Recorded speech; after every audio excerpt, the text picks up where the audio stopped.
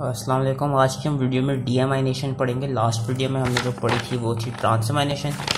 इसमें हम कर रहे हैं deamination. So as the name suggests deamination यानी जो अमाइनो ग्रुप है उसकी रिमूवल हो रही है। डीएमाइनेशन की डेफिनेशन यही है कि liberation of amino group as free ammonia या removal of nitrogen from amino acid in a form of ammonia, कुछ भी आप कह सकते हैं। डीएमाइनेशन यही होती है। बेसिकली सबसे पहले हमने ट्रांसमाइनेशन कराई थी। इसमें हमने ये किया था कि अमोनिया ग्रुप को किसी कीटो एसिड में ट्रांसफर कर दिया था जिससे नया अमाइनो एसिड बन गया था।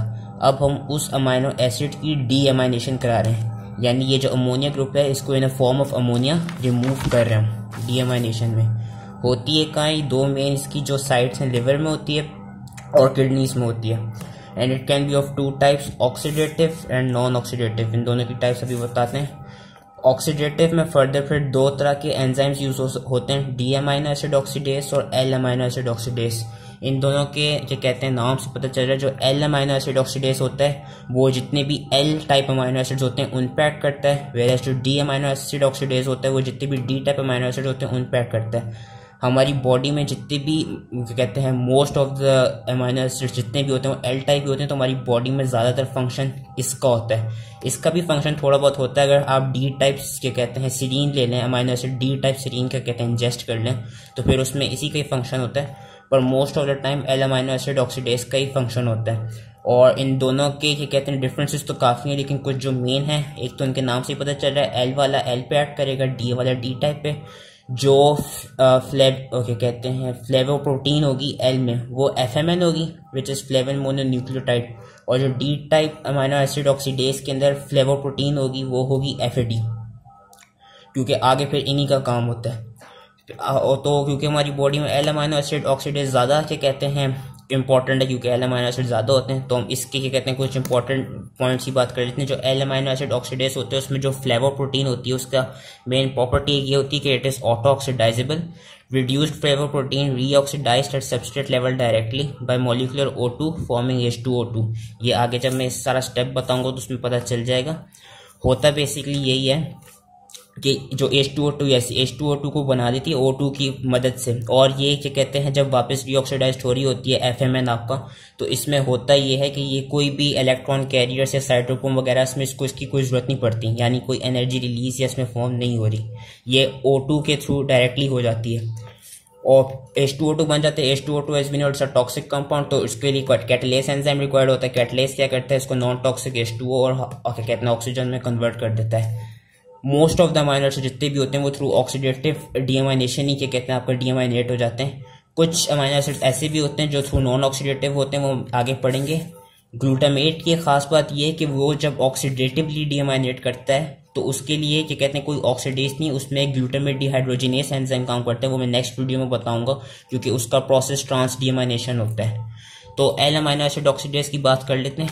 जो भी यहाँ पे क्या कहते हैं हमने अमाइनो एसिड बनाया था, अब जब उसकी डीएमाइनेशन हो रही है उसमें होगा क्या, ये एक एल टाइप अमाइनो एसिड है।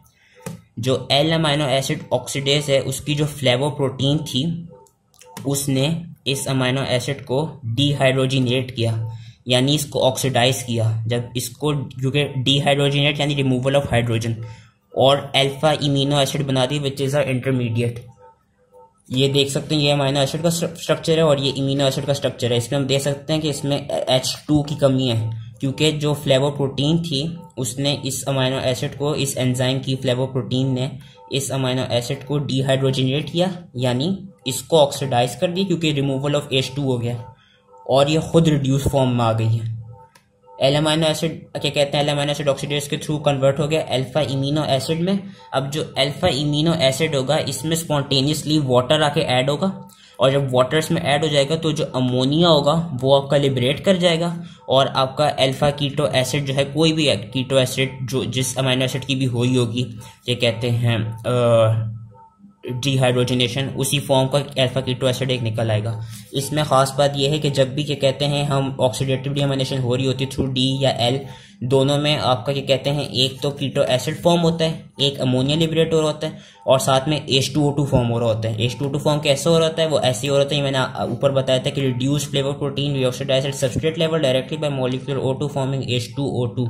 होता क्या है, जो ये वाली फ्लेवर प्रोटीन थी, जब इसने इसको डिहाइड्रोजनेट किया तो ये खुद रिड्यूस्ड हो गई। अब इस रिड्यूस फ्लेवर प्रोटीन ने मॉलिक्यूलर O2 की हेल्प के थ्रू वापस ऑक्सीडाइज हुई अपनी ओरिजिनल फॉर्म में, जो भी इसकी ओरिजिनल फॉर्म थी FMN की। O2 को इसने यूज किया, वापस अपनी जो ऑक्सीडाइज फॉर्म थी उसमें आई, और जब O2 को इसने यूज कर लिया तो इसने H2O2 बना दिया। अब H2O2 क्या करेगा थ्रू क्योंकि H2O2 is a toxic compound और इसको हमने अपनी बॉडी से रिमूव करना होगा, तो H2O2 कैटालेस की हेल्प के थ्रू H2O और O2 में हाफ O2 में कन्वर्ट हो जाएगा। O2 वापस रीजनरेट हो जाएगा, और यूजली होता है कि जो यही O2 होता है वो यहाँ पे स्पॉन्टेनियसली एक्ट कर रहा होता है, जिसकी वजह से जो अल्फा इमिनो एसिड होता है वो अल्फा कीटो एसिड में कन्वर्ट हो जाता है, और अमोनिया जिसको हमने लिबरेट करना था वो क्या कहते हैं रिमूव हो जाता है, और इस प्रोसेस को हम कहते हैं डीएमाइनेशन। ये ऑक्सीडेटिवली होती है। फिर से मैं बता देता हूँ, एल अमाइनो एसिड आया, एल अमाइनो एसिड ऑक्सीडेज के फ्लेवर प्रोटीन ने उसको डिहाइड्रोजिनेट किया, अल्फा इमिनो एसिड बनाया। फिर वो जो रिड्यूस फ्लेवर प्रोटीन थी, ये H2 इसलिए लिखा है क्योंकि रिड्यूस्ड है, रिड्यूस फ्लेवर प्रोटीन ने O2 से क्या कहते हैं खुद ऑटो, क्योंकि उसके पास प्रॉपर्टी थी इट इज ऑटो ऑक्सीडाइजेबल, तो उसने O2 को यूज करके वापस अपनी ऑक्सीडाइज फॉर्म में आ गई और H2O2 बना दिया। H2O2 कैटालेस की हेल्प के थ्रू H2O और हाफ O2 में कन्वर्ट हो गया। जो यहाँ अल्फा इमिनो एसिड बना था, यहाँ पे स्पॉन्टेनियसली वाटर आके एक्ट किया, वाटर ने इसको अल्फा कीटो एसिड बना दिया और अमोनिया को लिबरेट कर दिया। ये होती है ऑक्सीडेटिव डीएमाइनेशन। जो नॉन, क्योंकि और ये most of the amino acids में होती है, कुछ अमाइनो एसिड्स आपके ऐसे होते हैं जो इस प्रोसेस के थ्रू डीएमाइनेट नहीं हो रहे होते, उनमें नॉन ऑक्सीडेटिव डीएमाइनेशन होती है। नॉन ऑक्सीडेटिव डीएमाइनेशन इन तरह के अमाइनो एसिड्स में होती है, जो सबसे पहले इस वाली की बता देता हूँ, जो सीरीन, थ्योरेनिन और होमोसीरीन है, इन अमाइनो एसिड्स में आपकी OH ग्रुप अटैच होती है। इनकी डीएमाइनेशन ऐसे होती है कि इनमें एक तरह का एंजाइम यूज होता है which is known as amino acid डिहाइड्रेसिस।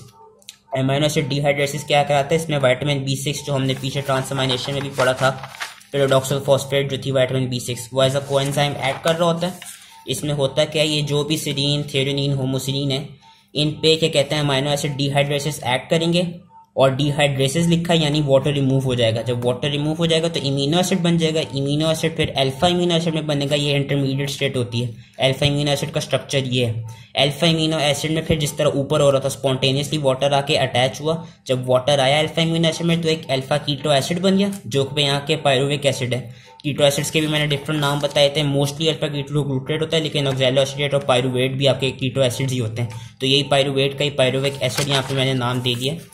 जब अल्फा अमीनो एसिड पे वाटर स्पॉन्टेनियसली ऐड हुआ तो अमोनिया यहाँ लिबरेट हो गया और पायरुविक एसिड आपका कीटो एसिड बन गया। ये इन वाले में होती है। हिस्टिडीन भी आपका नॉन ऑक्सीडेटिवली डीमाइनेट होता है। हिस्टिडीन में एंजाइम ऐड करेगा हिस्टिडेस, हिस्टिडेस से करेगा अमोनिया ग्रुप को रिमूव कर देगा, डीएमाइनेशन हो गई और आपका यूरोकैनिक एसिड बना देगा which is also keto acid. फिर जो S containing sulphur containing amino acids होते हैं जिसमें सिस्टीन होमोसिस्टीन आ जाता है, उनमें एक तरह का एंजाइम डी सल्फहाइड्रेसिस ऐड करता है। Desulfhydrases basically removal of sulfhydrase group, जो H2S ग्रुप होती है उसको हम सल्फहाइड्रेस ग्रुप कहते हैं। उसमें भी विटामिन B6 आपका एज अ कोफैक्टर काम करेगा। जो एस कंटेनिंग अमीनो एसिड्स होंगे उनमें डी सल्फहाइड्रेसिस ने ऐड किया, H2S जो सल्फहाइड्रेस ग्रुप थी वो रिमूव हो गई, इमिनो एसिड बन गया। वही जिस तरह ऊपर हो रहा था वो अल्फा इमिनो एसिड में कन्वर्ट हो गया जो उसका स्ट्रक्चर था। अल्फा इमिनो एसिड पे वाटर आके ऐड किया, वाटर ने कीटो एसिड बना दिया जो कि था पायरुविक एसिड और अमोनिया लिबरेट हो गया। So this is the whole process of deamination, both oxidative और नॉन ऑक्सीडेटिव। ऑक्सीडेटिव में बस एक चीज मैं बताना भूल गया जो भी बता देता हूँ, अगर कभी ऐसा कि कोई जेनेटिक एरर आ जाए जिसकी वजह से कैटालेस जो है वो आपका एब्सेंट है, कैटालेस नहीं प्रेजेंट हो, जब कैटालेस प्रेजेंट नहीं होगा तो फिर हम H2O2 को रिमूव कैसे करेंगे।